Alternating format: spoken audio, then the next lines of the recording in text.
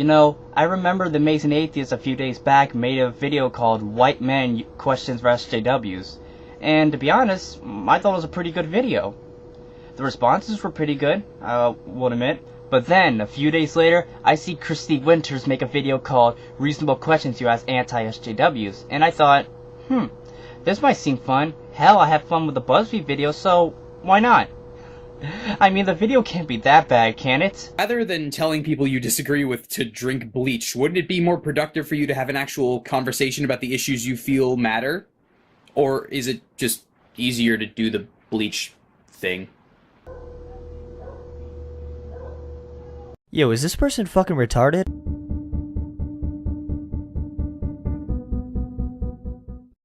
Are you able to understand the irony of responding to the perceived political correctness of the left with exasperated reactionary hypersensitivity of your own? Dude, if I didn't over-exaggerate, then I'd just be laying back here and not moving the entire video. Imagine how boring I would be. Just sitting here. What is it with you people and skulls? I don't know.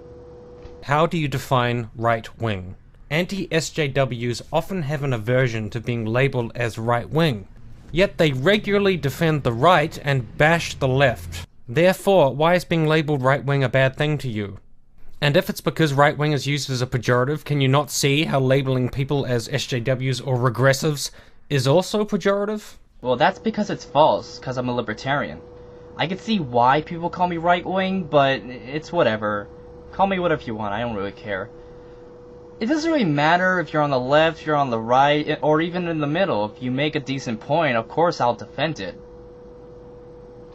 Get out of here. You claim to be proponents of rational, logical, evidence-based argumentation. That's great. That's entirely laudable. But when I look at your online activity, when I look at, I don't know, for example, your Twitter feed, that's often not what I see. How do you reconcile this claim to be evidence-based and rational and logical against stuff like, oh, I was just trolling you, oh, I was just shitposting, or TLDR? Well, if you want to look at any rational arguments, I suggest you look at my YouTube channel, because if you look at my Twitter feed, you're gonna find... yeah. No, seriously? What is it with you people and skulls? Well, sorry to burst your bubble, but someone already beat you to that joke. Are you aware that the ridiculous buzzwords you helped to popularize, like SJW and cuck and regressive, have all lost whatever meaning they once had, and only serve now as catch-all insults and pejoratives to derail any meaningful conversation? I don't know about SJW, but I think the word cuck originated from Leafy's here when he made the Onision rant. I could be wrong, I don't know. But I do agree, these are just labels to easily dismiss an argument when you have nothing easy to say. I agree, some people do this. I use it ironically, like when I see someone very obnoxiously get up in your face and do this whole kind of Tumblr stereotype feminist bullshit. That is what I see as an SJW. At least to me. Like, I see the dark side of the SJWs as SJWs. Because like it or not, they're still SJWs. For the last time, what is it with you people and committing actual, literal felonies? Like, you might want to work on that? I mean, I thought the Ralph retort was so rational when he was fantasizing about beating up women with dyed hair, but then he assaulted a police officer, and finally I was convinced. And what is it with you people going around harassing artists because they draw something you don't like?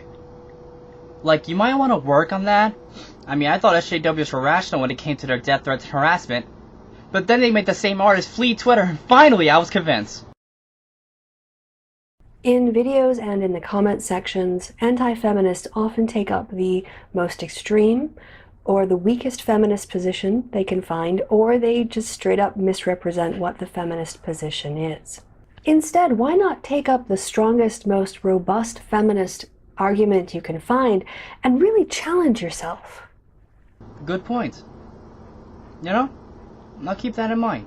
I am deeply concerned with male addiction rates, suicide rates, and abuse rates, because I have worked with these issues in the quote-unquote real world. Would you be willing as anti-feminists to put aside your differences with feminists for the greater good of addressing these issues, especially as the kind of solutions needed are not necessarily gendered? And if so, I would actually like you to let me know, because I'm not fucking around or presenting any gotchas here. I actually really think that we could get something done if we work together. So, yeah. Well, if I ever want to make that a reality, I'll make sure to message you on Twitter, Chrissy. By the way, thank you for following me on Twitter, Chrissy. What is third wave feminism? Because I've often heard you folks insist that you have no objection to feminism in general. It's specifically third wave feminism that you have a quarrel with. So what is third wave feminism specifically? And what specifically about third wave feminism do you have such a problem with? You know those cringe compilations you see all over YouTube? That's third wave feminism in a nutshell. Why is it that this feminist represents all feminists, but this men's rights activist doesn't represent all men's rights activists? Whoa, wait, sexism all of a sudden? Ladies and men are different? So we're supposed to punch men and not hit ladies and open doors for men but not ladies? Fuck you, get out of my face, you tiny piece of shit. Well, the people that interrupt Milo Yiannopoulos shows are feminists, Black Lives Matter, and SJWs. So I wouldn't be surprised if she was a feminist. As for the other guy, I don't know if he is a men's rights activist. I mean, with the attitude that he had on, he could probably be a MGTOW for all I know. But the part that makes him a real douchebag is the khakis and the New Balances.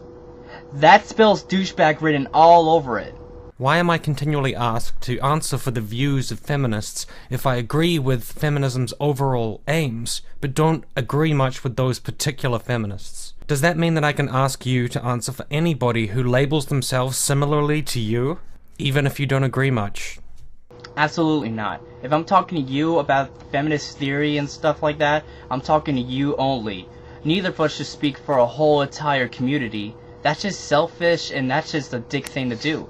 If SJWs are bad because they spend too much time whining and don't talk about real problems, then why aren't you talking about those problems instead of just whining about the other people over and over and over for literally years? I mean, in the scale of priorities, that's like even lower, right? You know, you've got the real problems, you've got the things that feminists worry about, and then you've got you going, oh, how dare they? Just, how dare they have different priorities from me? Why can't they do what I do? Whine about whining forever for a living.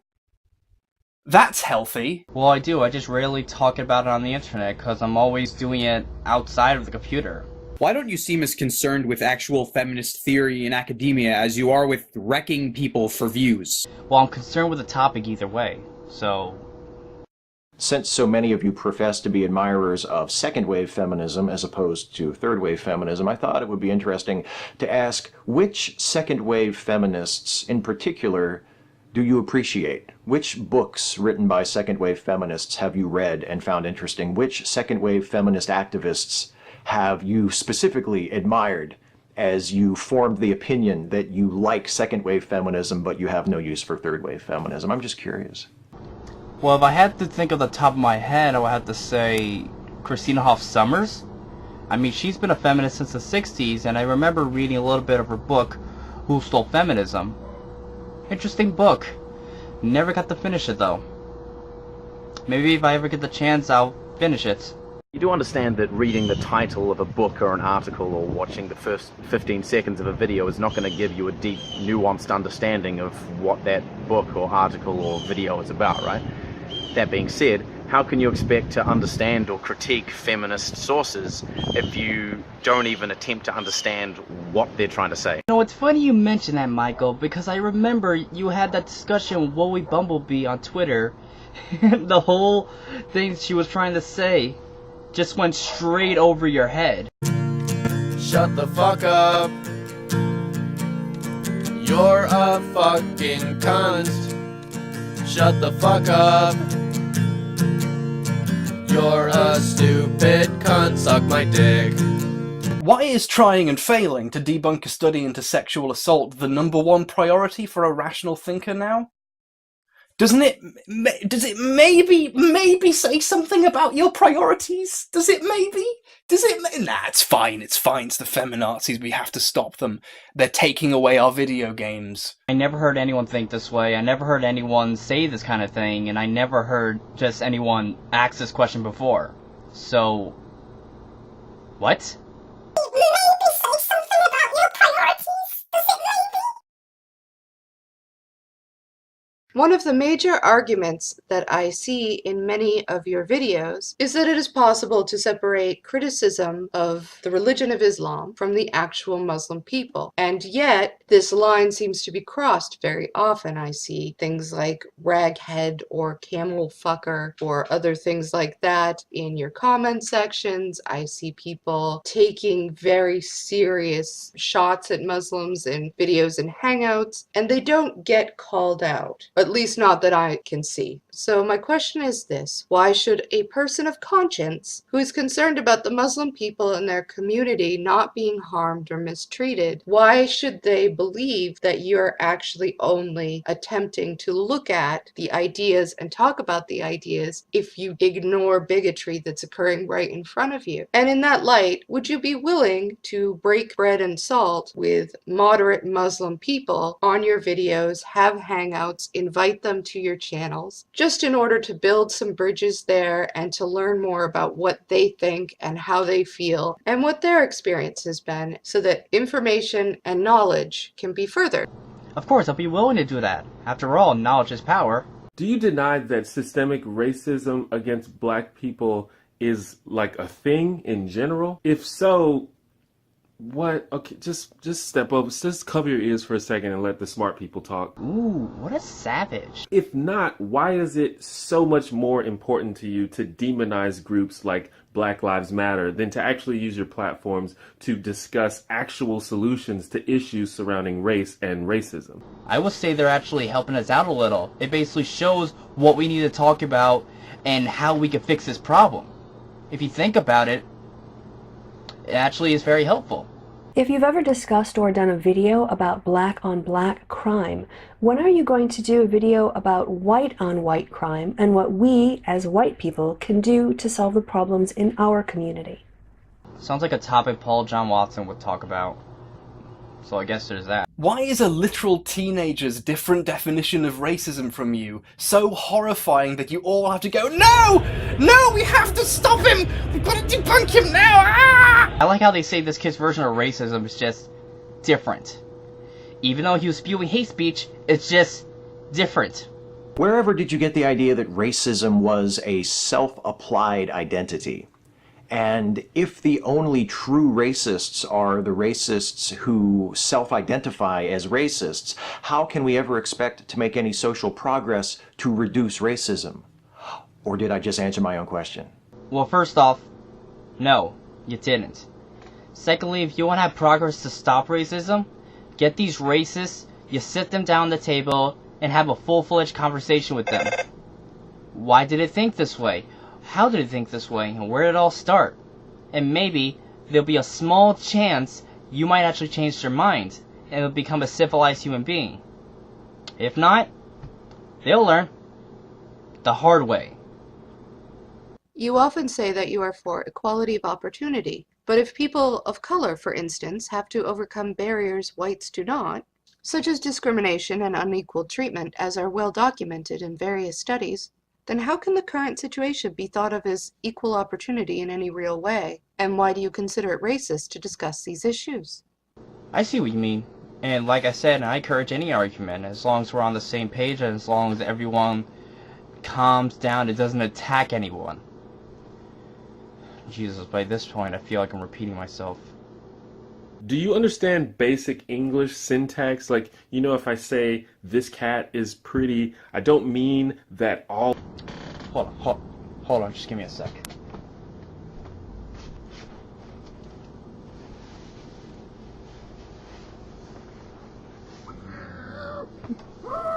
Why?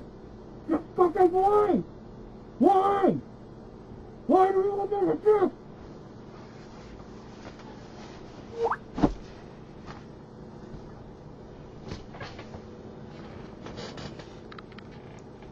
Please continue. Other cats aren't pretty. Like, do you really not get why saying all lives matter in response to Black Lives Matter is not only racially insensitive, but just patently ridiculous? Well, of course it's racially insensitive. You're insulting Black Lives Matter. And to the bad apples doing this in the All Lives Matter movement, you're making the movement look bad. I say this because I support both of them, because they're both equally important. I mean, like it or not, these things are not going anywhere. Deal with it. Isn't it offensive to men to assume that a man could only ever want equality for women, and therefore be comfortable with feminism as a whole in order to get laid, and that reduces us to beasts? If that was the case, wouldn't I attempt to get laid from my views instead of not ever trying that? Yo, man, I met this girl last night and I told her I was good at math. She's like, really? Yeah, you want this E equal MC taking your mouth. And then she said, you're dumb. And then the next morning I got a restraining order. I never saw her again. If you say you're an egalitarian, will you call out the man-hating slurs that you see coming from people within your community? People who use terms like cuck, beta male, faggot, or mangina? All of these things basically distill men down into thinking that the most important thing about them is to be having sex with a woman. That's rather offensive. So what are you doing to stop this kind of behavior in your community?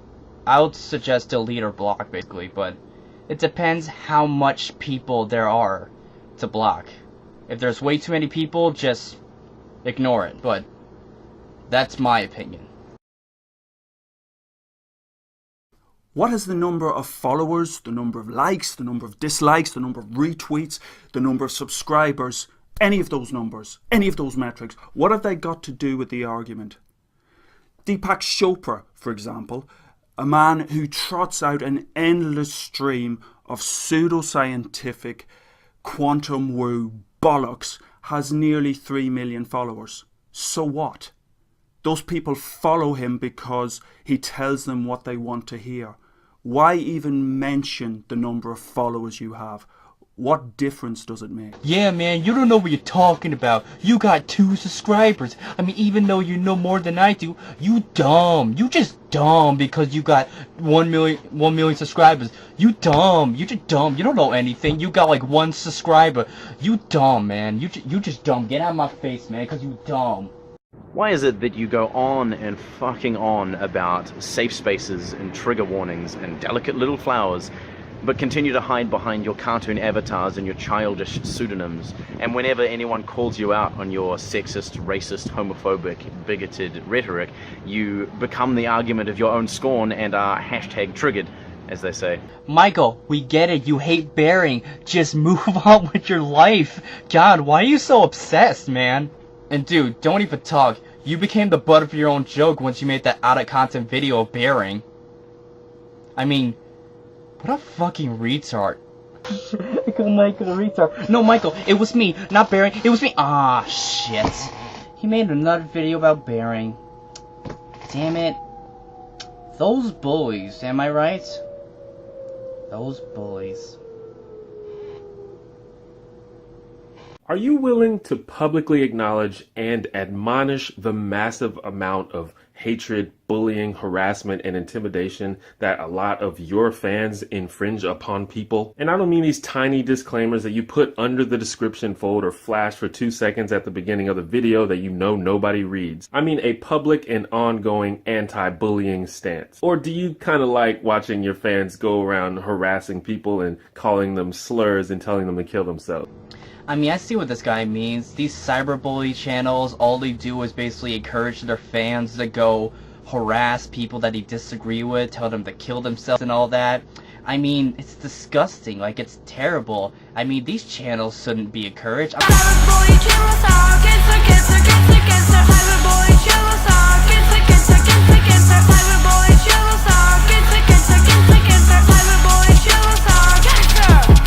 You get what I mean? Why do you find it so hard to believe that feminists are being harassed online? Because people like to take advantage of things. Do you understand the key importance of reproducibility and repeatability in scientific research?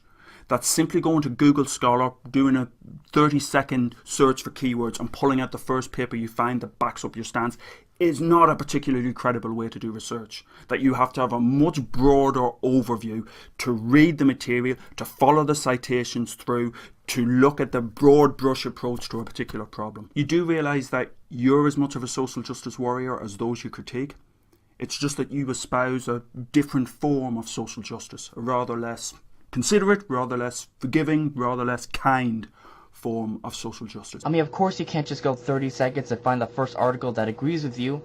That's what Onision did in his anti-feminist video. The motherfucker got a BuzzFeed article. If you identify as an egalitarian, then I'm interested in your take on the usefulness of the concept of the original position as laid out by John Rawls in his theory of justice.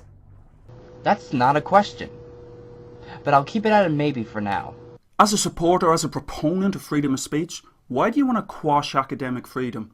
If you're not familiar with the concept of academic freedom, it's worth, in the UK at least, looking up the 1988 Education Reform Act and seeing what that says about the rights of academics to put across unpopular opinions. I don't crush anyone's freedom of speech.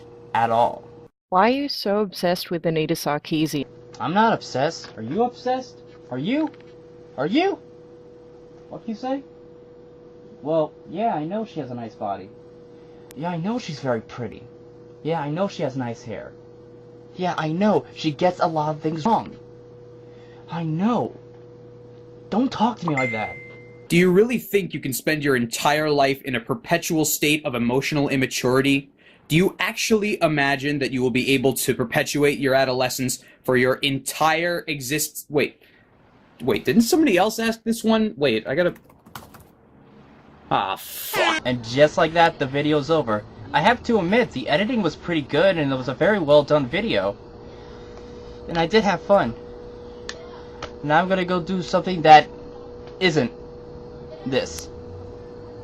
See ya. You can spend your entire life in a perpetual state of emotional immaturity.